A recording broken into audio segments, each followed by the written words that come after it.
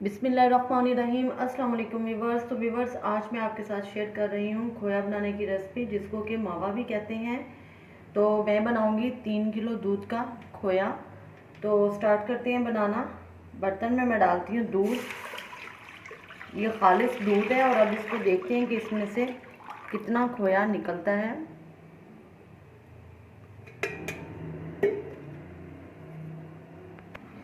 तीन किलो दूध मैंने बर्तन में डाल दिया है और अब हम इसको बॉयल आने तक हिलाते रहेंगे।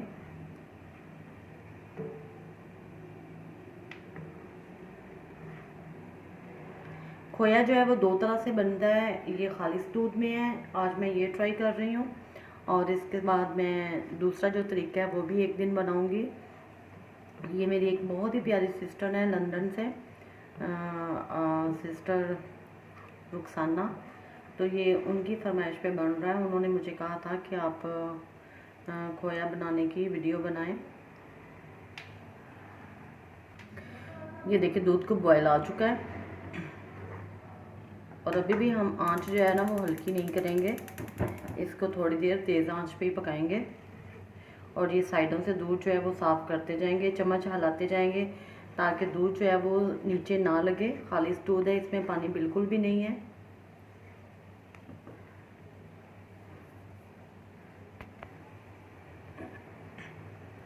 अल्लाह पाक का शुक्र है कि गैस जो है वो सही आनी शुरू हो गई है, नहीं तो गैस का बहुत प्रॉब्लम है।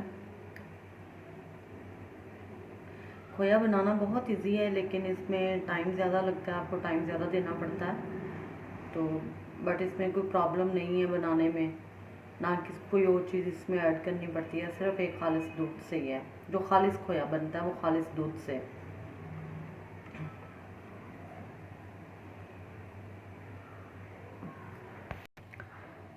चम्मच को हम इसमें मुसलसल चलाते रहेंगे। और व्यूअर्स, गैस जो है वो बहुत हल्की हो गई है। ये साइडें जो है वो हम इस चम्मच के साथ जो है ना इसके साथ साफ़ करते जाएंगे इस तरह से, और इसको दूध के अंदर शामिल करते जाएंगे।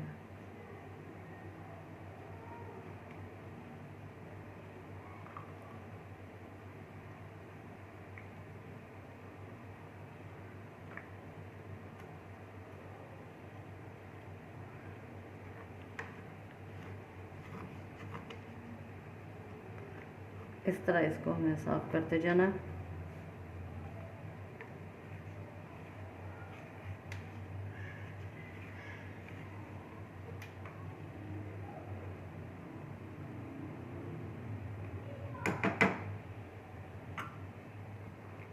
और चम्मच को इसमें मुसलसल चलाते जाना है। जितना दूध मैंने डाला था उससे हाफ से भी कम दूध रह गया और मुझे 40 मिनट हो गए हैं इसको बनाते हुए।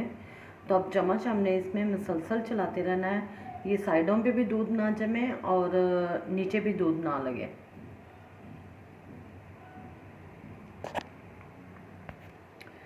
यह पूरा 1 घंटा हो गया इसको दूध को पकाते हुए, खोया बनाते हुए। तो अब आप देख सकते हैं कि ये कितना दूध जो है ना वो गहरा हो चुका है। और अब हमें इसमें मुसलसल जो है वो चम्मच चलाते रहना है, ये साइडें इसकी साफ़ करते रहना है, और नीचे से भी ऐसे मुसलसल चलाना है ताकि नीचे ना लगे दूध। ये देखिए कितना थिक होता जा रहा है। अब ये देखिए माशाल्लाह से काफ़ी ज़्यादा जो है ना वो थिक हो गया है। अब थोड़ा सा टाइम लगेगा तो ये बन जाएगा। ये देखिए कितना थिक हो चुका है। अब चम्मच हिलाने में लापरवाही बिल्कुल भी नहीं करनी।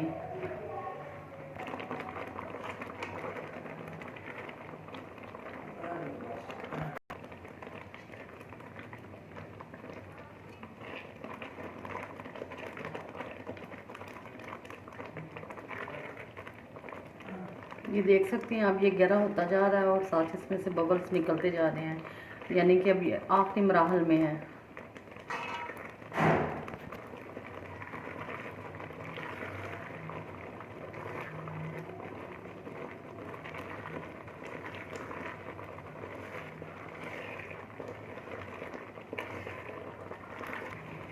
अब ये जो इसमें बबल है ना, ये थोड़ा थोड़ा यहाँ पे दूध है, ये ख़त्म होना चाहिए, इसको ड्राई हो जाना चाहिए, फिर ये हमारा जो खोया या मावा है ना, ये रेडी है। इसको ख़त्म करना है। माशाल्लाह से कलर भी दूध का कड़ के ना तो वो बिल्कुल चेंज हो गया, लाइट स्किन से कितना प्यारा लग रहा है। बस अब इसमें ये थोड़ा थोड़ा सा रह गया मिल्क, वो बस अब ड्राई हो जाए।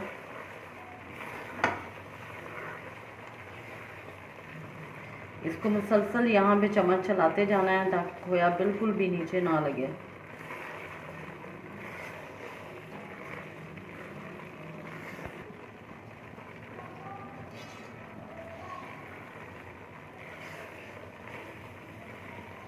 ये देख सकते हैं अब बबल कितने कम रह गए हैं।